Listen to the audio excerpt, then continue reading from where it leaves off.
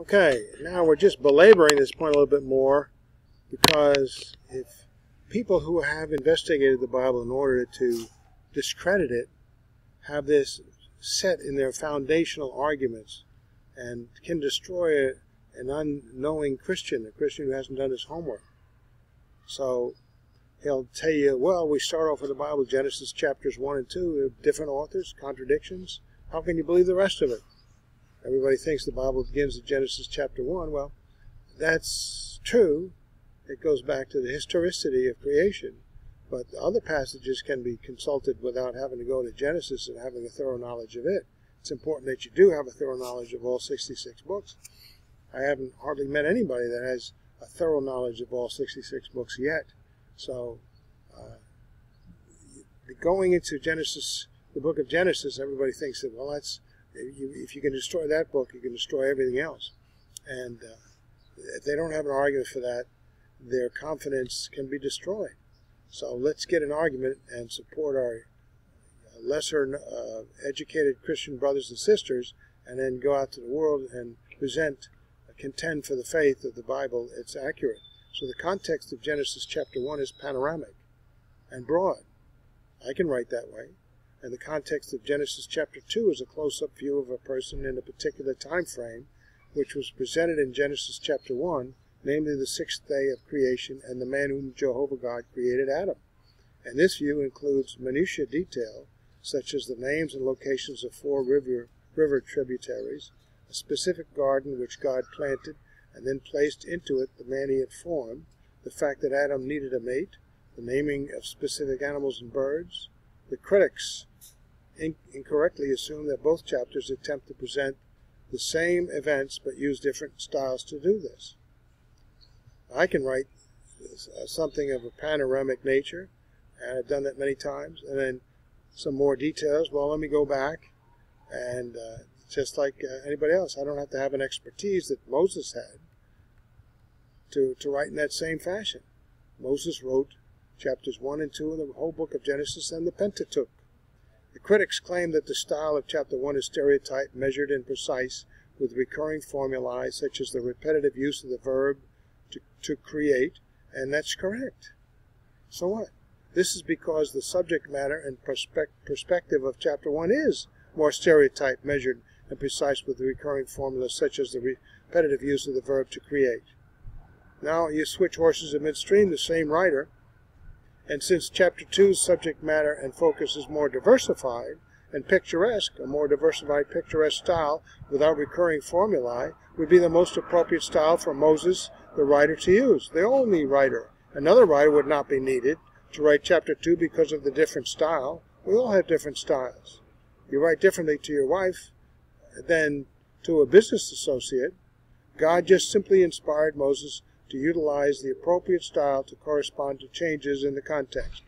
Most accomplished writers do this today when the context dictates it, and less accomplished writers as well. Refer to a local newspaper or a favorite novel or even a history book. They do the same thing.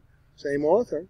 On the other hand, many of the other claims of the critics, such as chapter 2 is notably fresher, more spontaneous and primitive as compared to chapter 1, those are differences that are imaginary.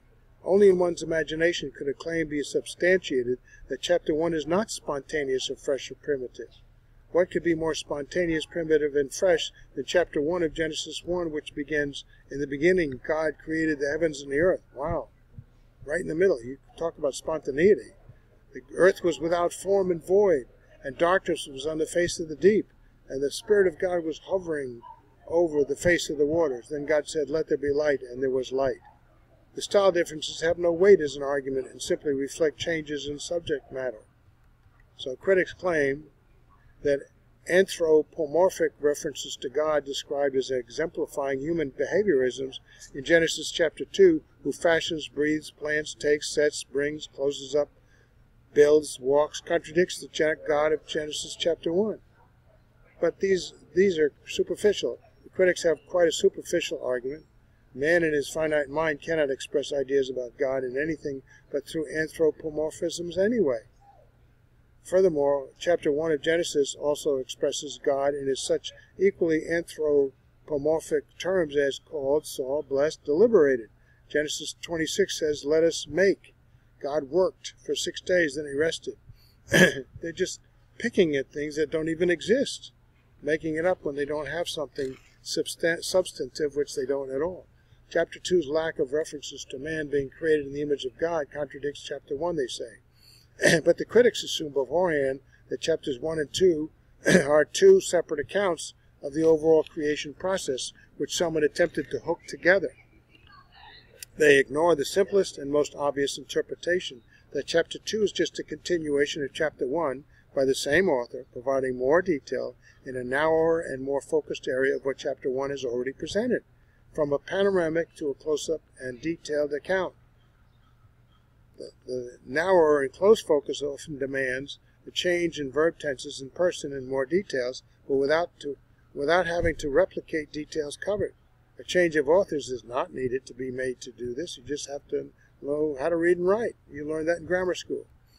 If this is the case, and it is, then chapter 2, being a continuation of what was already stated in chapter 1, does not need to repeat what was just stated in chapter 1 relative to such things like man being created in the image of God. So we can go into chapter 2, but it moves on and departs from creation versus evolution.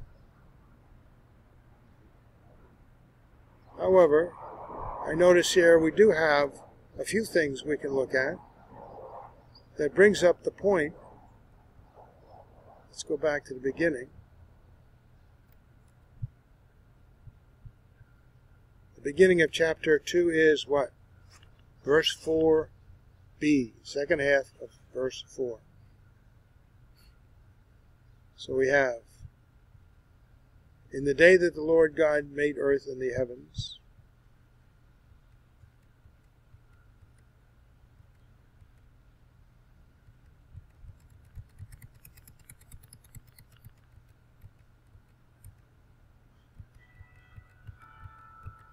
we're going over the same thing. Contradict, generations, refers previously in 2.4a. These are the accounts of the heavens and the earth when they were created. That's an ancient way of summarizing what I had just said before. A lot of times in a document we'll have it at the end in ancient days. Nowadays we put a chapter heading at the top or a paragraph heading at the top.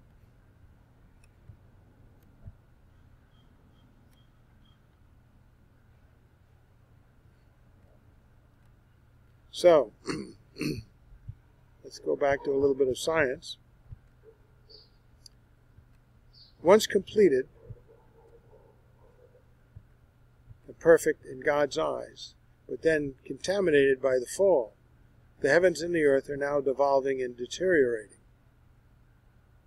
I'm presuming we can go into the detail of the fall, but let's continue to focus on evolution versus creationism.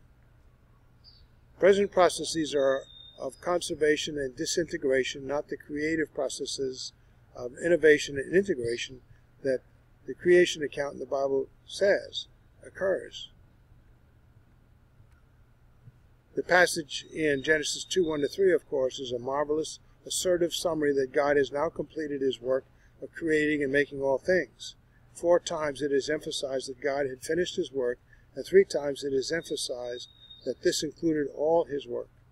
These points are stressed because it is vitally important for man to realize that the present processes of the cosmos are not processes of creating and making, and therefore it would be forever impossible for him to understand about the origin of things apart from divine revelation. Both the ancient pagan evolutionists and the modern scientific, I put in quotes, evolutionists, continue over and over to repeat the same folly, trying to explain the origin and basic meaning of things in terms of a self-contained, closed universe, an attempt which is absurdly impossible. Every time we look at things today, we say, well, that's not how this all got here. We have 2 universal laws of thermodynamics that reflect creation's devolution and deterioration. The present processes of the universe are, without exception, processes of conservation and disintegration, as formulated in the two universal laws of thermodynamics. The first law of thermodynamics is one of energy conservation. Energy is neither created nor destroyed. In the beginning it was created. The second law of thermodynamics can basically be stated that in spite of this conservation, the first law, the energy available for useful work does not decrease so that the universe can be said to be running down. Example, the sun's energy is dissipating via heat into the universe. Oh, the available use for useful work does increase. The energy available for useful work does increase, does decrease, so that the universe can be said to be running down. Yeah, I'm contradicting myself there by not reading properly. Oh, read it properly. Example, the sun's energy is dissipating via heat into the universe. So everything is devolving, not evolving. Scientific observation of today's processes, including conservation and disintegration, indicates that such processes could never have produced life, the earth and the universe. Anything devolving couldn't have produced life, because you go from simple to more complex. The processes, and that takes more energy. The processes of the creation period, on the other hand, were processes of innovation and integration, creating and making, which are exactly opposite. Science can deal only with present processes, to which alone it has access. It should be completely clear to all who are not willing and willfully ignorant that universal processes of conservation and disintegration could never produce a universe requiring almost infinite processes of innovation and integration for its production, pointing to an intelligent, infinite designer. Best example of that is in the Bible. Since we cannot observe what had happened at the creation of the universe, we are left with God's revelation to mankind in the Bible of what happened. All other books seem to be contradictory. Stick with the Bible until something better comes along. I can say that at least. Therefore, if we really want to know anything about this creation period, other than the fact that there must have been such a period to produce the universe, a fact certainly required by the implications of the two laws of thermodynamics, then such knowledge can be acquired only by divine revelation. But we have it in written form for us, passed down through the ages. So let's start reading there and refute it if you can. And that is exactly what we have here in this marvelous first chapter of Genesis, the divinely revealed record of the creation and formation of all things, how long it took, what the various events and divisions were, and what the order of development was, the relations of the various components, and all the other data which man could never be able to determine for himself through his own scientific observations. This completion of God's work, creation, is also stressed in books of the Greek Bible called the New Testament, Hebrews 4, 3-4, and 10, 11, 3, Ephesians 3 and 9. So, 2b to 25, does it have any relevance here for our study of whether or not evolution or creationism has more relevance to what we see?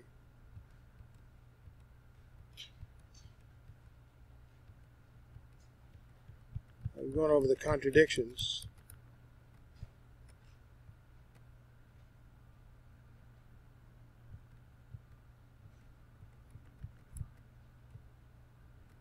We don't see anything old or new, so I think we're going to move on to the next subject.